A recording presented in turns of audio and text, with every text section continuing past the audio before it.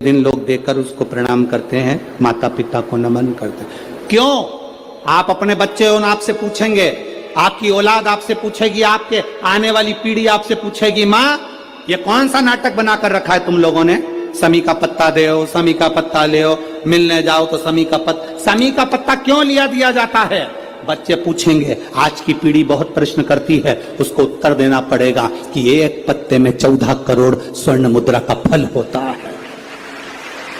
एक शमी के पत्र में आज के बच्चे जो प्रश्न करेंगे उसका उत्तर देने के लिए तुम्हें तैयार रहना पड़ेगा। उस उत्तर को तुम्हें देना पड़ेगा कि ये शमी का पत्र विजयदशमी पर क्यों लेन देन किया जाता है, शमी का पत्र क्यों शिव के मंदिर में जाता है, शमी के पत्र की मूलता क्यों होती है, इसको समझाना। एक शमी पत्र में वो फल है।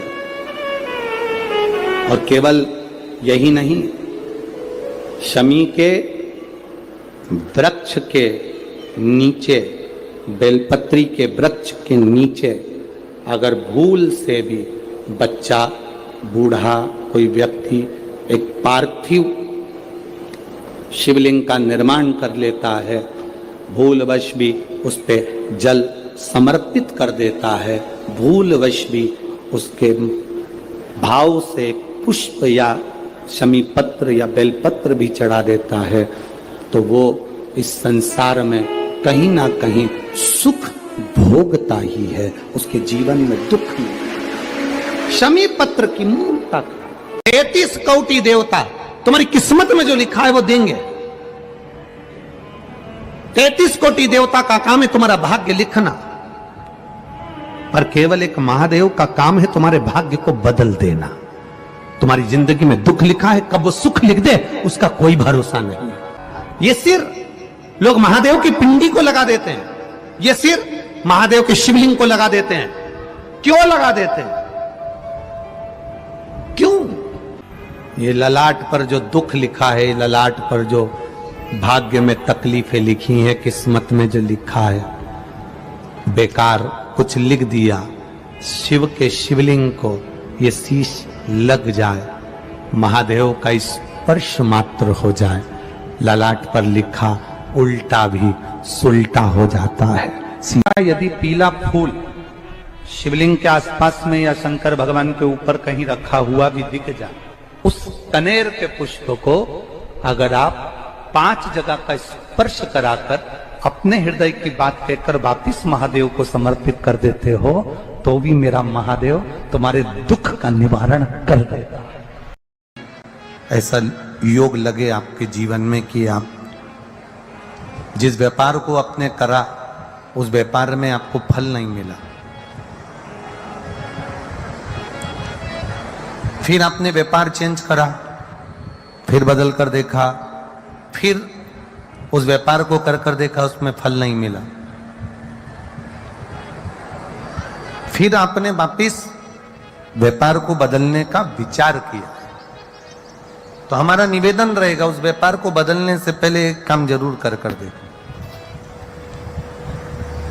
3 स्थान पर बेलपत्र को चढ़ाकर देखिएगा।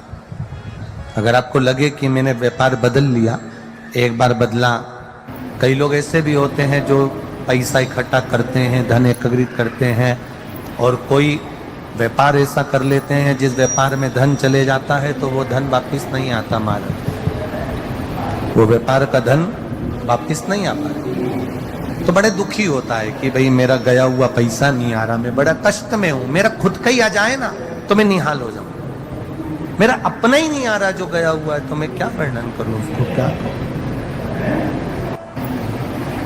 उनके लिए भी ये प्रयोग, ये शिव विद्येश्वर संहिता का ये भाव बड़ा सुंदर है हमारे। आप व्यापार पर व्यापार बदल कर देख लिए, धन भी हमारा कहीं डूब गया, आ नहीं रहा है, तो प्रयास करना 3 स्थान पर चढ़ाई गई बेलपत्र हमें सुख का अनुभव करा देगी। बहुत ध्यान लगाइए। पहला, अशोक सुंदरी की जगह। अब ये बेलपत्र जब भी आप चढ़ाएंगे तो रविवार की अगर प्रदोष पड़ जाए, कौन से दिन?